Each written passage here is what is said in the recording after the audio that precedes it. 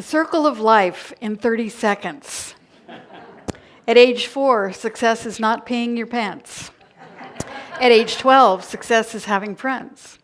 At age 16, success is having a driver's license. At age 20, success is having sex. At age 35, success is having money. At age 50, success is having money. At age 60, success is having sex. At age 70, success is having a driver's license. At age 75, success is having friends. And at age 80, success is not peeing your pants. So,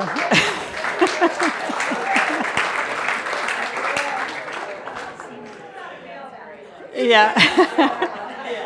Post it on Facebook or put it on the website.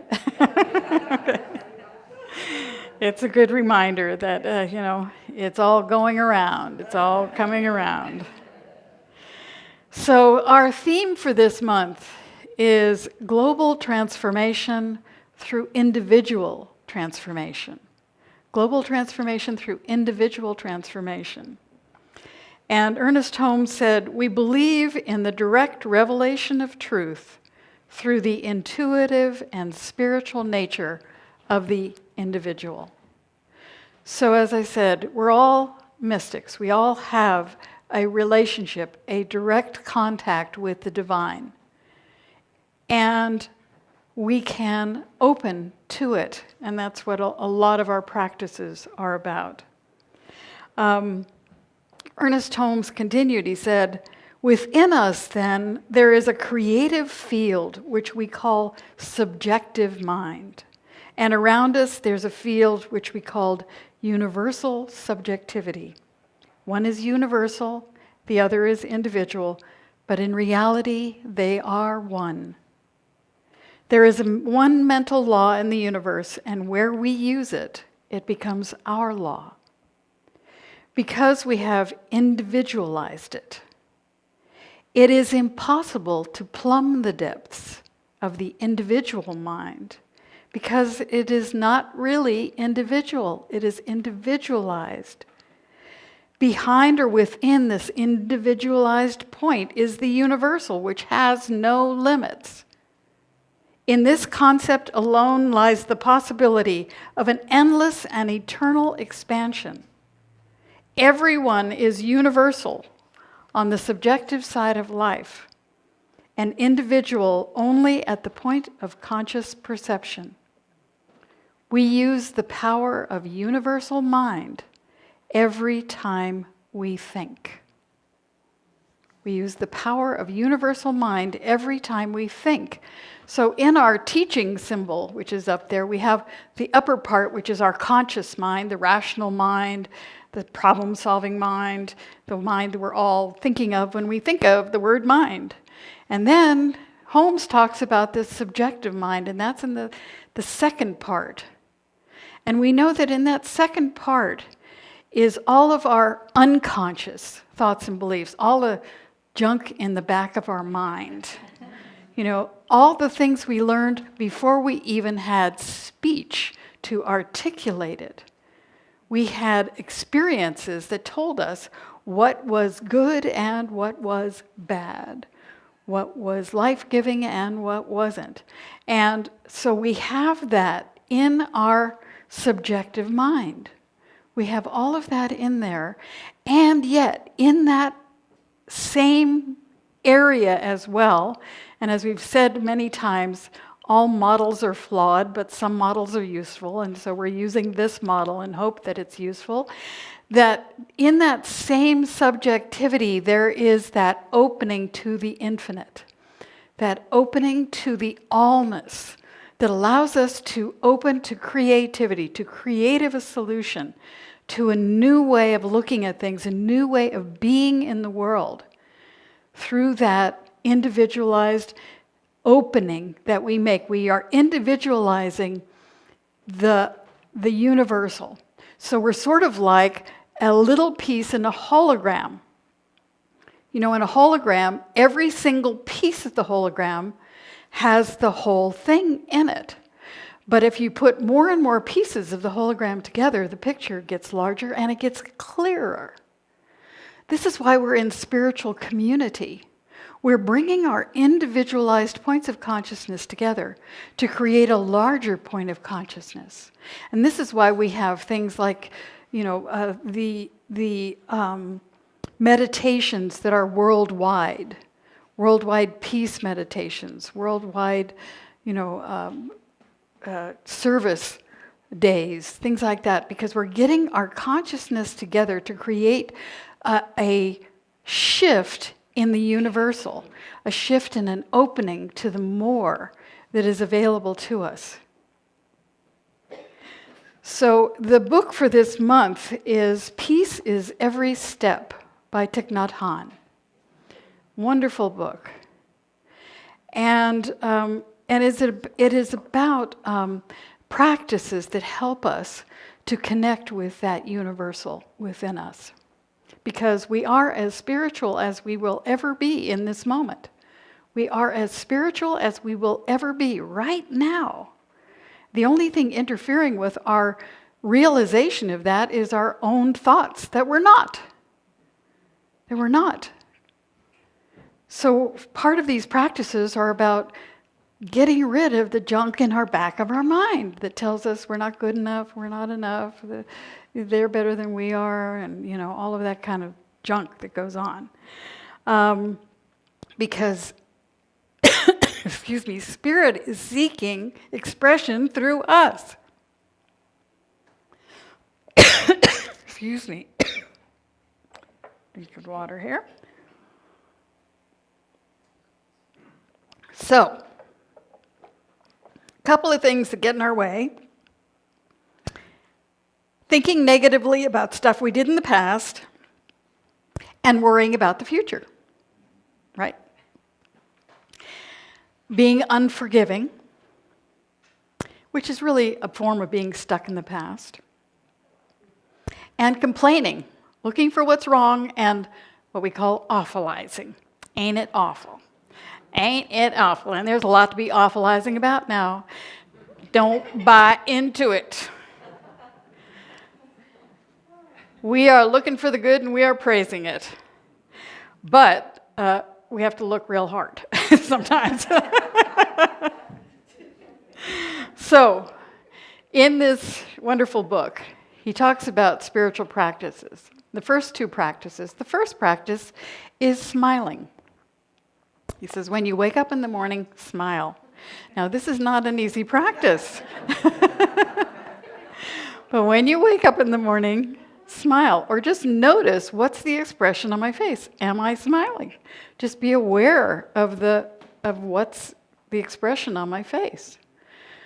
I remember one time a guy came up to me. I was teaching programming at the phone company.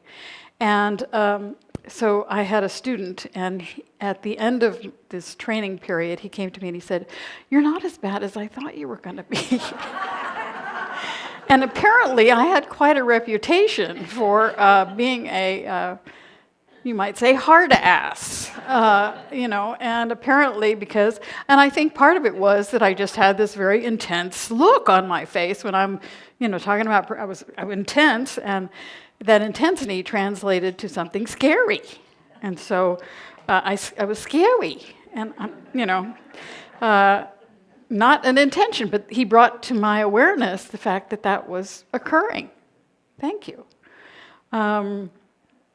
So smiling, and the thing is, the benefits of smiling, well, first of all, it's contagious.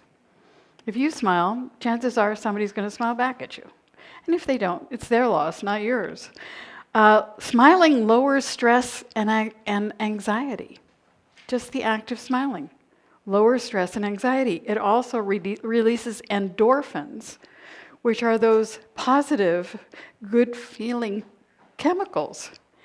And it strengthens your immune system. It makes you more approachable, which may or may not be a good thing, depending on where you are. And it makes you more comfortable. It makes you more comfortable. So, and it just is a good thing to do. I just spent 4 days in Southern California. And, when you go to the store there or something like that, people do not look you in the eye. They do not smile. They do not. And it was such a relief to get back to Nevada County and to just be walking through the parking lot and have someone looking you in the eye and smile. It was like, oh, thank God I'm home, because those folks are like, I am not trying to panhandle. I'm just trying to be nice. The second recommendation he had was conscious breathing. Okay, conscious breathing. So this helps us also. And so a lot of people tell me, I can't meditate. Well, the thing is, we can breathe, right? And so this is just being aware of our breath. So the thing is, we know that we can't just dump an old thought. We have this thought like, oh, I wonder if I locked the front door. We have this little thought in our mind about something we may or may not have done. Or we're thinking about, oh, where will I go for lunch? Da, da, da. So we're not really being here. We're thinking about the past or we're thinking about the future. So we can't just stop that because nature abhors a vacuum. It's going to fill it with something. Usually the same old stuff. So what he recommends is, what we do is when we're breathing in, we say, breathing in, I am breathing in. Breathing in, I am breathing in. So it fills our head with something besides that other stuff. Breathing in, I know that I am breathing in. Breathing out, I know that I am breathing out. Breathing in, I know that I am breathing in. Breathing out, I know that I'm breathing out. Breathing in, I know that I'm breathing in. Breathing out, I know that I'm breathing out. And after a while, you can just shorten it to in, out. In, out. In, out. And as we do that, what happens is it aligns our mind and our body. It makes our breath more gentle and peaceful. And it makes our body more gentle and peaceful. It brings us back into balance. And the lovely thing about this practice is that we do not have to go somewhere special with a special kind of pillow and do a special kind of pose and have a special kind of candle or a special kind of incense. We can do this anywhere. We can do it at work. We can do it at home. I did it in the airport. Very helpful in the airport. So you can do this practice anywhere, breathing in and breathing out. And it helps us to let go of those past thoughts and those future thoughts that are taking us out of the present moment, because the doorway, the access to that infinite presence, to that universal subjective, to that infinite mind, is present in the present moment. Because that's where that lives, in the present moment. And so bringing our awareness to the present moment gives us access to guidance and to our own intuition. It allows us to realize that connection with the Infinite One that we all are a part of. When we come to this peaceful place, we can know something without knowing how we know it. We can just know. Remember earlier this year we talked about that movie, The Man Who Knew Infinity, and it was about this Indian mathematician by the name of Srinivasa Ramanujan. And he was a self-taught mathematician who came up with these formulas that mathematicians are still trying to figure out. And he couldn't prove them. He couldn't tell you how he got there. He just knew this particular theorem. And so all the mathematicians have been trying to figure out how he got there. That's been their job, to figure out how they could get to the same place. But the thing he said was, an equation for me has no meaning unless it expresses a thought of God. He said that the mathematical theorems that he developed came from the goddess. He studied the mathematics and then he opened to that expression of that language through spirit that came through him. And so he developed, 3,900 of these theorems. So an amazing thing, just opening to that infinite possibility and giving it a language to express through. In his case, mathematics. Some people use art, some people use music, some people use, service. So many ways to give those gifts, to express. The other thing we do to bring ourselves to the present moment is to forgive. Now, forgiveness is a process of release, and what we did in the conference that I went to, Dr. Jane Ryder grew up in Hawaii, and so she is immersed in Hawaiian spirituality. And so she did the process of Ho'oponopono with us. And it is a wonderful practice because it's very simple, but it's very deep. And she also enlightened me about the expression of when I've been to Hawaii, I'm a haole. Well, I thought a haole meant a white person. A haole means someone who can't breathe right. The word haole means can't breathe right. So when we go there, we're all, gotta do this, gotta do that, gotta do this, gotta do that. They're like, chill, hang loose, right? So part of that is going through this forgiveness process, because forgiveness, for them, the Ho'oponopono is to make things right again. To make things right again, to bring them back into balance. And so the way that we do that is, first of all, we breathe 3 times. And we breathe in through the top of our head and out through our navel.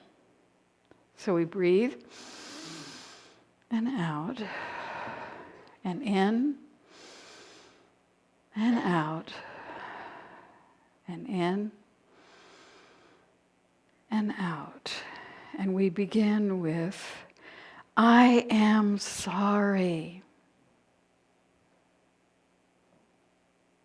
And we'll start with ourselves. I am sorry for thinking that I'm unworthy of happiness because of something I did in the past. I'm sorry. And then the second step is, please forgive me. Please forgive me. Loosen the bondage I've put myself in. Allow me to feel free.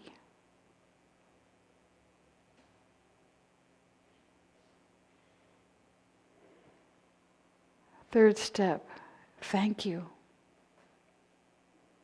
Thank you for this feeling of release, for lightness, for freedom. And the fourth step, I love you. I love myself, all the parts of myself, the shadow and the light, all of it. And going from that place, we breathe again. In through the head, out through the navel, in through the head, Out through in the navel, in through the head, out through the navel. And then we perhaps think of someone else, a person or a situation that maybe we still have a resentment about. Maybe we still have some blame. We still have some constriction every time we think of that situation or that person. And we say, I am sorry. I am sorry for not letting the past be the past. Please forgive me. Return me to balance and peace of mind. Thank you. Thank you for allowing me to release the past, to allow that situation or person to have harmless passage through my mind, for allowing me to reclaim that energy that was stuck in the past so that I can use it now in the present moment. And I love you. Love is my true nature, and I let it shine through me now. And then breathe again 3 times. Breathing in, breathing out. Breathing in, breathing out. Breathing in, breathing out.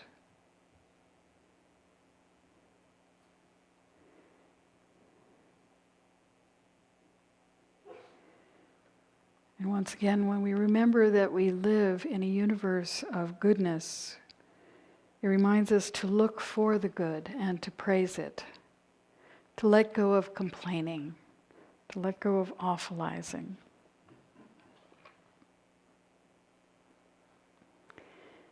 And to just be present in this moment so that we can appreciate all the gifts that dwell here now, in us, through us, as us. And so, one of the meditations from Ernest Holmes, he who inhabits eternity, and of course, we're all inhabiting eternity. He who inhabits eternity keeps watch over me and mine. He who neither slumbers nor sleeps forever keeps watch over all. I will rest in the assurance of love and protection. O thou great overshadowing presence, I am conscious of thy care. I am aware of thy loving kindness. I rest in thee. Be still and know. Be still and know. And so our affirmation for this week is, I am willing to open to more of my divine mind. I am willing to open to more of my divine mind. I am willing to open to more of my divine mind. I am willing to open to more of my divine mind. And so it is.